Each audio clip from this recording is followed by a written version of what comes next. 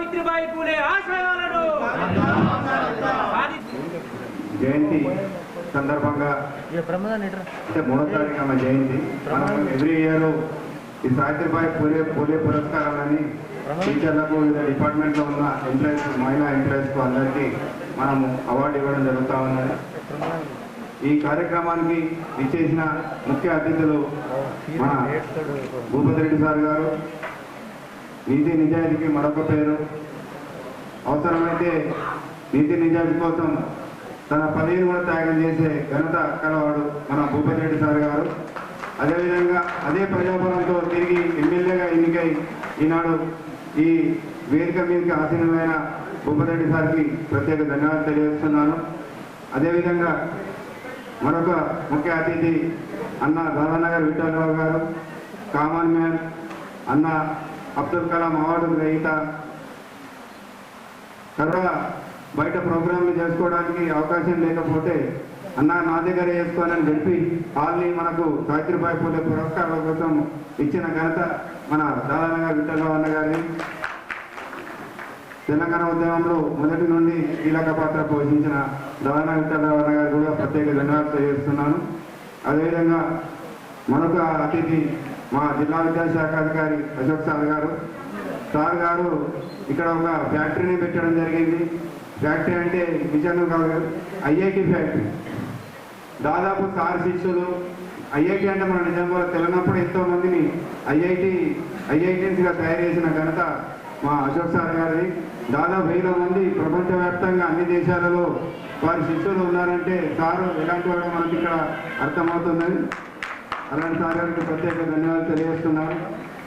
అదేవిధంగా మా టైగర్ అనుకుంటాం డీసీబీ సెక్రటరీ మా సీతన్న గారికి, అదేవిధంగా మా నిజామాబాద్లో రాష్ట్ర స్థాయిలో నిజామాబాద్ జిల్లాని బీసీ సంక్షేమ సంఘం పరంగా ప్రత్యేక స్థానంలో మొదటి స్థానంలో నిలిపిన ఘనత మా సుధాకర్ అన్న గారికి, అదేవిధంగా బీసీ సంక్షేమ సంఘాన్ని ముందుండి నడుపుతూ ఒక భీష్మాచార్యులాగా మమ్మల్ని వెన్నట్టు ఉండి బీసీ సంఘాన్ని ఎలాంటి ఆటంకాలు లేకుండా ముందుకు తీసుకెళ్తున్న మా ఆంజనేయ సార్ గారికి, అదేవిధంగా ఉద్యోగ సంఘం జిల్లా అధ్యక్షులు మా కర్పూరేంద్రన్న గారికి, మహిళా సంక్షేమ సంఘం అధ్యక్షురాలు చిన్నదక్క గారికి, అదేవిధంగా మన శేఖర్ గౌడ్ అన్న గారికి, అదేవిధంగా భోజన్న గారికి, అదేవిధంగా లింగన్న గారికి, మా మిత్రుడు కాంగ్రెస్ నాయకులు ఆదే ప్రవీణ్ గారికి, మేడం గారికి, అదేవిధంగా ఇక్కడికి ఇచ్చేసి మా పేదూరి రత్నాకర్ గారు ఈరోజు ప్రోగ్రాం ఇంత చక్కగా మంచిగా జరుగుతుందంటే దానికి ముఖ్య కారణం మా మిత్రుడు పేదూరి రత్నాకర్ గారు. ఇన్ఫినిటీ కళాశాలని మొదటిగా నిజామాబాద్ జిల్లాలో hotel management come fashion designing స్థాపించిన వ్యక్తి మా పేదూరి రత్నాకర్ గారు. అదేవిధంగా ఇక్కడనే కాక హైదరాబాద్లో కూడా బ్రాంచులు ఓపెన్ చేస్తూ ముందుకెళ్తూ మన జిల్లాలో కూడా ఎంతో మందికి ఉపాధి కల్పిస్తూ దాదాపు 1000 మందిని, ఒక 1000 కాదు 2000, దాదాపు ఒక 10,000 మందిని వివిధ దేశాలకు వారి శిష్యులు పనిచేస్తున్నారంటే అంత ఘనత ఆ పేదూరి రత్నాకర్ గారిని. అదేవిధంగా ఇక్కడికి విచ్చేసిన మా బీసీ ఉద్యోగ సంఘం మా నారాయణ రెడ్డి అన్న గారికి, అదేవిధంగా ప్రతి ఒక్కరు మా బీసీ టీచర్స్ మా ఈ కార్యక్రమం ఇంత చక్కగా పర్ఫెక్ట్గా నడుస్తున్నా అంటే నాకు విన్నట్టు ఉండు ప్రతి ఒక్క దానికి కూడా ఈ ప్రోగ్రాం ఎలా నడపాలో, ఎలా డిజైన్ చేయాలో ప్రతి ఒక్కటి కూడా గోపాలకృష్ణ ఆధ్వర్యంలోనే జరుగుతూ ఉంటుంది. ప్రోగ్రామ్ సక్సెస్ అంటే దాంట్లో మ్యాక్సిమం షేరు గోపాలకృష్ణ గారిదే ఉంటుంది.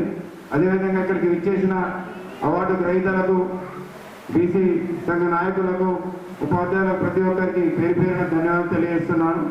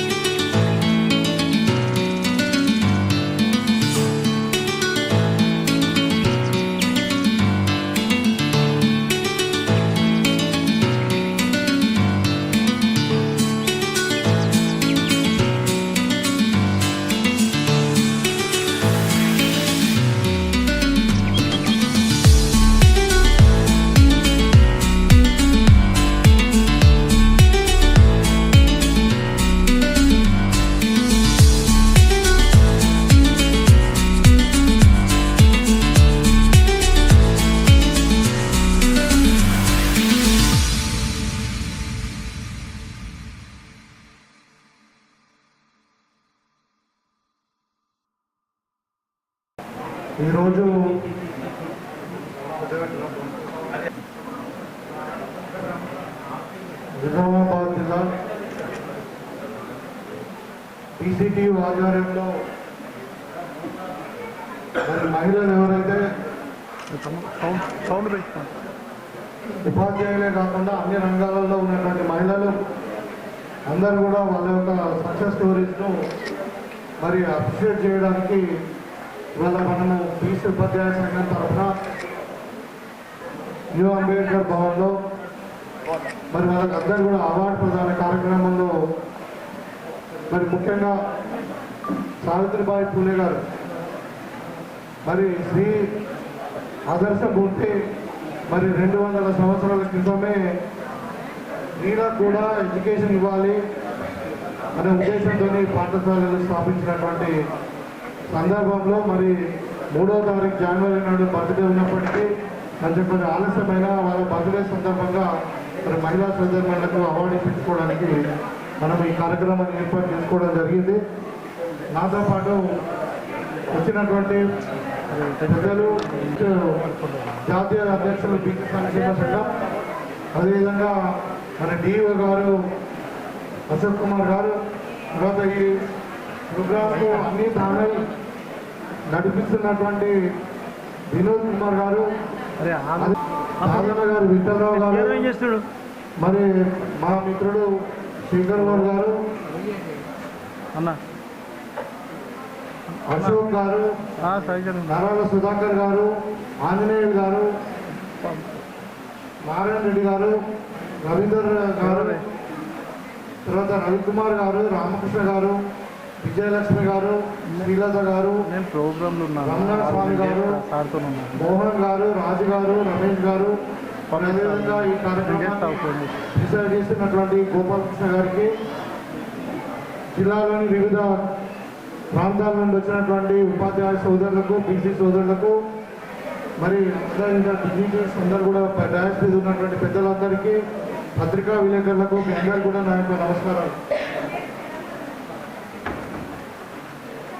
చాలా సంతోషం. సావిత్రి గారి జన్మదిన సందర్భంగా, ఎందుకంటే జ్యోతిబా పూలే కానీ సావిత్రిబా పూలే కానీ వాళ్ళు మనకు అంటే ఉపాధ్యాయులకే పితామహులు, జాతి పిత మనకు మహాత్మా గాంధీ ఎంతైతే మనకు స్వతంత్రంలో పనిచేశాడో, అదేవిధంగా అంటే విద్యారంగంలో వీళ్ళు ప్రాథమికంగా భారతదేశంలో విద్య గురించి చెప్పినటువంటి వ్యక్తులు. సో వారి జన్మదిన సందర్భంగా ముఖ్యంగా మహిళలను ప్రోత్సహించాలనే ఉద్దేశంతో వాళ్ళు ఏదైతే అచీవ్ చేసిందో వాళ్లకు మరి గుర్తింపు ఇవ్వాలనే ఉద్దేశంతో ఈ అవార్డు కార్యక్రమం నిర్వహించుకోవడం జరిగింది.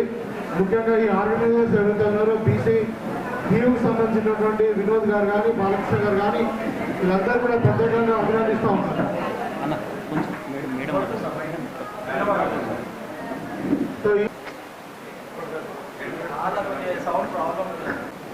అయితే ఈ సందర్భంగా మీకు ముఖ్యంగా ఇవాళ చాలా కార్యక్రమాలు ఉన్నాయి నాకు. మరి వీళ్ళు మనం వచ్చి రిక్వెస్ట్ చేసినప్పుడు మరి మీ అందరినీ కలిసిపోదామని రావడం జరిగింది. చాలా సంతోషకరం దీంట్లో భాగస్వామి కావడం.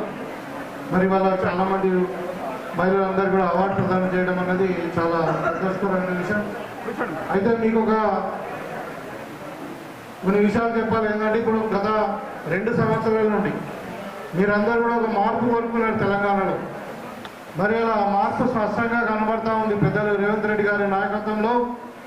మరి మేమందరం కూడా శాసనసభ్యులుగా ఎన్నికైన తర్వాత గతంలో 10 సంవత్సరాల క్రితం తెలంగాణ రాష్ట్రం వచ్చిన తర్వాత మనందరం కూడా ఆశించినాం ఏంటంటే తెలంగాణ విద్యారంగంలో నిజంగానే వెనుకబడి ఉంటుంది. అప్పుడు ఆంధ్ర కంటే మనం తెలంగాణ వెనుకబడిందంటే మరి మనకు ఒక జనరేషన్ గ్యాప్ ఉండేది ఎడ్యుకేషన్లో. వాళ్ళేమో సర్కారులో ఉండే బ్రిటిష్ పరిపాలనలో ఉండి వాళ్ళ తాతలు చదువుకుంటే మన దగ్గర మన తండ్రులు చదువుకునే పరిస్థితి లేకుండే. బ్రిటిష్ గవర్నమెంట్ కాకుండా మనము నిజాం గవర్నమెంట్లో ఉండే కాబట్టి తర్వాత 56-60 సంవత్సరాల తర్వాత కూడా మనం అదే వెనుకబాటును కంటిన్యూ చేస్తూ ఉన్నాం. ఇవాళ మనం తెలంగాణ వచ్చిన తర్వాత 10 సంవత్సరాలలో మరి విద్యారంగంలో ఎంతో ముందు చెందుతుందని మనం భావించినాం. కానీ అనుకునే స్థాయిలో విద్యారంగానికి నిధులు కానీ మరి దానికి ప్రోత్సాహం కానీ దొరకక మనం వెనుకబడిపోయినటువంటి సందర్భంలో ఇవాళ రేవంత్ రెడ్డి గారు వచ్చిన తర్వాత అన్ని డిపార్ట్మెంట్ల కంటే ఎక్కువ హైయెస్ట్ ప్రయారిటీ మనం ఎడ్యుకేషన్ డిపార్ట్మెంట్కి ఇవ్వడం జరిగింది. రైట్ ఫ్రమ్ అంగన్వాడీ స్కూల్స్ నుండి అంటే తల్లి గర్భం నుండే పిల్లవాడికి న్యూట్రిషన్ ఇవ్వడము, వాళ్ళకు మరి అన్ని విధాల పోషక విలువలు ఉన్నటువంటి ఆహారాన్ని ఇచ్చి వాళ్ళ ఆరోగ్యవంతమైన పిల్లవాడు జన్మించిన తర్వాత వాళ్ళను మరి అక్కడ నుండి 0 నుండి 3వ సంవత్సరం వరకు ప్రీ స్కూల్ నుండి మరి ఇప్పుడు ఇలా నర్సరీ, తర్వాత ఎల్కేజీ, యూకేజీ కూడా ఇవన్నీ కూడా మన ప్రైమరీ స్కూల్తో అటాచ్ చేసుకొని ఇవాళ పిల్లల ఎడ్యుకేషన్కు మనం ఇంపార్టెన్స్ ఇస్తూ ఉంది ప్రభుత్వం. అదేవిధంగా 5th స్టాండర్డ్ నుండి మొత్తం ఇంగ్లీష్ మీడియంలో ఇంటర్మీడియట్ వరకు మనం ఒక గ్రూప్గా పెట్టాలని చెప్పేసి వాళ్ళ ఇంటిగ్రేటెడ్ స్కూల్స్ కానీ మొత్తం రెసిడెన్స్ స్కూల్స్ ఎంకరేజ్ చేయడం జరుగుతుంది. మొత్తం కూడా ఇలా ఈ 2 సంవత్సరాలలో దగ్గర 15,000 మంది టీచర్లను మనం రిక్రూట్ చేసుకున్నాం. ఎక్కడ కూడా చూసినా ఖాళీలు ఉంటాయి. ఇవాళ ప్రభుత్వ స్కూల్ పోవాలని అంటే తల్లిదండ్రులు పంపించలేని పరిస్థితి ఉంటే ఇవాళ మనం చూస్తూ ఉన్నాం. మనం బడిబాట వచ్చిన తర్వాత మరి ఇక్కడ టీచర్లను అన్ని స్కూళ్ళలో మరి పీఈటీ టీచర్లను మరి అన్ని సబ్జెక్టులలో టీచర్లను అపాయింట్ చేసుకున్న తర్వాత ఇవాళ మనకు స్ట్రెంత్ బాగా పెరిగింది. ఇవాళ ఎస్ఎస్సీలో 100% రిజల్ట్స్ వచ్చేటువంటి స్కూల్ కూడా సంఖ్య కూడా బాగా పెరిగింది. మంచి పర్ఫార్మెన్స్ ఉంది ప్రైవేట్ స్కూల్ కంటే కూడా గవర్నమెంట్ స్కూల్లో. కాబట్టి ఈ విధంగా అంటే స్కూల్ ఎడ్యుకేషనే కాదు, ఇవాళ ఒక రీవాంపింగ్ జరుగుతుంది. యూనివర్సిటీ లెవెల్లో కూడా మరి మనకు వైస్ ఛాన్సలర్ని పెట్టుకున్నాము, కొత్త కోర్సులను మనం పెట్టుకుంటా ఉన్నాము. ఓవరాల్ ఎడ్యుకేషన్లో పేద పిల్లలు చదువుకుంటారని చెప్పి రెసిడెన్షియల్ స్కూళ్ళలో కానీ ఇంకా మధ్యాహ్న భోజనంలో కానీ వాళ్ళకు సన్నబియ్యం ఇవ్వడము, మళ్ళీ న్యూట్రిషన్ కొరకు వాళ్ళకు ఫిక్స్డ్ మెన్యూ పెట్టి 1 month పొడుగా వాళ్ళకు ఒక ట్రైనింగ్ ఇచ్చి మంచి కుక్కులను పెట్టేసి మరి వాళ్ళ మనం అందరు కూడా అంటే మెస్ ఛార్జీలు కూడా పెంచి, కాస్మెటిక్ ఛార్జీలు పెంచి అన్ని విధాలుగా విద్యార్థులు చక్కగా చదువుకోవాలని చెప్పి చేస్తూ ఉన్నాం. ముఖ్యంగా మహిళలు బాలికలు ఎక్కువ చదువుకోవాలి, వాళ్ళు కూడా డ్రాప్అవుట్స్ అవుతా ఉన్నారు. ఇప్పుడు ఇంతకుముందు డిఓ గారు చెప్పినట్టు మనము ఎస్ఎస్సీ ఇంటర్మీడియట్ వరకు ఏమో ఈక్వల్ టు బాయ్స్ ఉన్నారు వాళ్ళు. తర్వాత డిగ్రీ వచ్చేసరికి మరి అవుట్ స్టేషన్ పోవాలను, లేకుంటే 18 ఏళ్ళు నిండినే కదా మరి ఇంకా మరి పెళ్లి చేసి భర్త ఇంటికి పంపించాలనో ఏదో ఉద్దేశమో కానీ మొత్తం మీద డ్రాప్అవుట్స్ ఉన్నాయి. ఆ డ్రాప్అవుట్స్ను తగ్గించగలిగితే ప్రతి ఆడపిల్ల ఎవరైతే ఎస్ఎస్సీ పాస్ అయినో వాళ్ళు కూడా పీజీ పోస్ట్ గ్రాడ్యుయేషన్ చేయగలిగితేనే వాళ్ళకి మంచి క్యారియర్ ఉంటుందని నేను భావిస్తా ఉన్నా. తప్పకుండా మనము పీజీలలో అంటే డిగ్రీ అండ్ పీజీలలో కూడా అంతవరకు కూడా మనం డ్రాప్అవుట్స్ లేకుండా చూసుకోవాల్సిన బాధ్యత మనందరి మీద పేరెంట్స్గా, తర్వాత టీచర్స్గా, ఒక సమాజంలో ఉన్నత అంటే ఎలాంటి పీపుల్గా మనందరి మీద బాధ్యత ఉందని నేను భావిస్తాను. ముఖ్యంగా మహిళా సాధికారత మీద కూడా మరి కాంగ్రెస్ పార్టీ మరి రేవంత్ రెడ్డి గారు మీకు అందరికీ కూడా తెలిసి 0 వడ్డీ రుణాలు ఇస్తూ ఉన్నాము. మనం ఒక మహిళా యూనివర్సిటీని పెట్టుకున్నాము. ఫస్ట్ టైం మన తెలంగాణలో మహిళా యూనివర్సిటీ లేకుండా మహిళా కాలేజ్ ఉన్నాయి, కానీ ఇవాళ కోటిలో మహిళా యూనివర్సిటీ పెట్టుకున్నాం. దాంట్లో డిఫరెంట్ కోర్సెస్ మనం ఇంట్రడ్యూస్ చేస్తాం. తర్వాత స్కిల్ యూనివర్సిటీ పెట్టుకున్నాం. Job oriented 100% job oriented. చాలా మంది చదువుకుంటున్నారు కానీ ఉద్యోగాలు రావట్లేదు. మన దగ్గర జనాభా ఎక్కువ ఉంది, అది కూడా యంగ్ ఇండియా ఇది. కాబట్టి మరి చదువుకున్న పిల్లలందరూ కూడా నైపుణ్యాన్ని కూడా కలిగించాలని చెప్పి మరి ఇక్కడ ఒక ఉమెన్స్ యూనివర్సిటీ కాకుండా స్కిల్ యూనివర్సిటీ పెట్టుకున్నాము. దానికి అప్డేటెడ్గా ఇవాళ ఆనంద్ మహేంద్ర కానీ మనం వైస్ ఛాన్సలర్గా పెట్టుకుని ప్రైవేట్ పబ్లిక్ పార్ట్నర్షిప్లో అన్ని కోర్సెస్, ఇంటిగ్రేటెడ్ కోర్సెస్ అన్ని కూడా మనం పెట్టుకున్నాము. అదేవిధంగా ఐటీఐలను కూడా మనం అప్గ్రేడ్ చేస్తూ అడ్వాన్స్డ్ టెక్నాలజీ సెంటర్స్ అని చెప్పి పాలిటెక్నిక్ కాలేజీలను, ఐటీఐలను అన్నింటి కూడా సమీకృతంగా మనం ఇంటిగ్రేట్ చేసి అక్కడ ఉద్దేశం ఏంటంటే మనకు విద్యార్థులకు డిగ్రీతో పాటు నైపుణ్యం కూడా ఇవ్వాలి. ఆ నైపుణ్యం ద్వారానే మనకు ఉద్యోగాలు వస్తాయి. ఉద్యోగ కల్పన అనేది ఫండమెంటల్ ఇంపార్టెంట్ కాబట్టి మరి వాళ్ళకు ఉద్యోగాలు రావాలనే ఉద్దేశంతో ఈ విధంగా చర్యలు తీసుకోవడం జరిగింది. ఇవాళ చాలామంది యువత కూడా మరి డ్రగ్స్ వైపు మళ్ళీ వస్తున్నారు. వాళ్ళందరూ కూడా మరి టైం దొరికితే టీవీ చూడడమో, లేకుంటే ల్యాప్టాప్ చూడడమో, లేకుంటే మారక ద్రవ్యాల వైపు మరుగుతున్నారు. కాబట్టి వాళ్ళను మరి స్పోర్ట్స్ వైపు మళ్ళించాలనే ఉద్దేశంతో స్పోర్ట్స్లో కూడా మనం ఇలా సీఎం కప్ నిర్వహించుకుంటున్నాము. Inter college, inter school tournaments పెట్టుకున్నాం. ఇలా ఒక స్పోర్ట్స్ యూనివర్సిటీ కూడా పెట్టుకున్నాం. అంటే ఉద్దేశం ఏంటంటే ఇక్కడ ఒక ఆరోగ్యవంతమైన సమాజాన్ని క్రియేట్ చేయాలన్నది ప్రభుత్వం యొక్క ఆలోచన. కాబట్టి మీరందరూ కూడా గమనించండి. మీరందరూ విద్యావంతులు, చదువుకున్న వాళ్ళు. ప్రభుత్వంలో వచ్చిన తర్వాత ఈ 2 సంవత్సరాల్లో జరిగిన మార్పుల గురించి నేను చెప్పదలుచుకున్నాను. కాబట్టి మీరందరూ కూడా గమనిస్తారని భావిస్తాను. అదేవిధంగా ముఖ్యంగా మన రాజ్యాంగం ఇచ్చినటువంటి హక్కులలో ఒకటి సమాన హక్కులు, సమానమైన అవకాశం. బాబాసాహెబ్ రాసినటువంటి, అంబేద్కర్ రాసినటువంటి రాజ్యాంగం. దాన్ని పూర్తిగా ఇలా కట్టుబడి ఉండి కాంగ్రెస్ పార్టీ బీసీలకు 42% రిజర్వేషన్ ఇస్తామని చెప్పి చెప్పడం జరిగింది. దాంట్లో కావాల్సినటువంటి మీకు అందరూ కూడా తెలుసు, బీసీలో కాన్స్టిట్యూషన్లో రిజర్వేషన్ లేదు.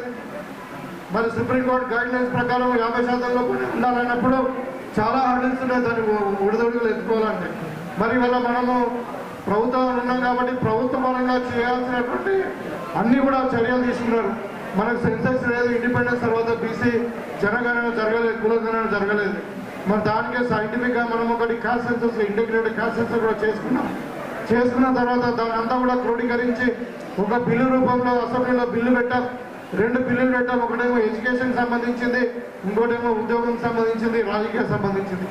ఈ బిల్లులు పెట్టి మనం గవర్నర్ గారికి పంపిస్తే వాళ్ళు లీగల్ ఒపీనియన్ పేరు మీద ఇంకా కేంద్ర ప్రభుత్వాన్ని పంపించడము, తర్వాత కేంద్ర ప్రభుత్వంలో అట్లనే పెండింగ్ ఉండడం జరుగుతూ ఉంది.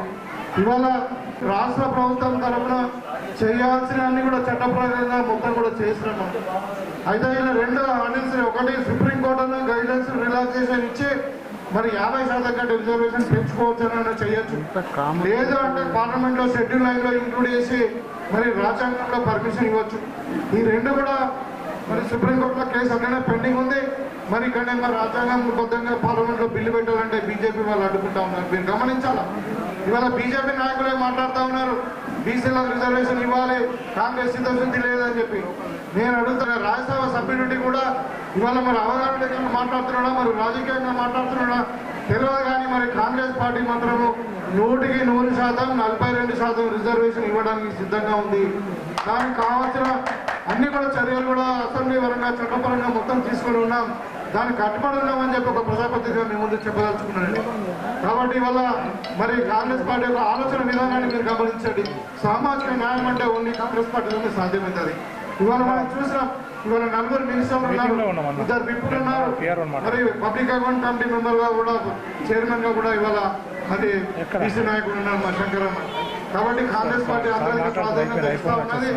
మీరందరూ కూడా ఇంకా సమైక్యంగా ఇక్కడనే కదిలి ముందుకు పోయి మరి సమాజాన్ని అన్ని విధాలుగా ముందుకు పోవాలని చెప్పి కోరుకుంటూ, ముఖ్యంగా ఇక్కడ ఈ ఆర్గనైజర్స్ ఎవరైతే ప్రైజులు ఇచ్చారు, ఇక్కడ కొంతమందికి ప్రైజులు వచ్చిండొచ్చు, కొంతమందికి రాలేకపోవచ్చు.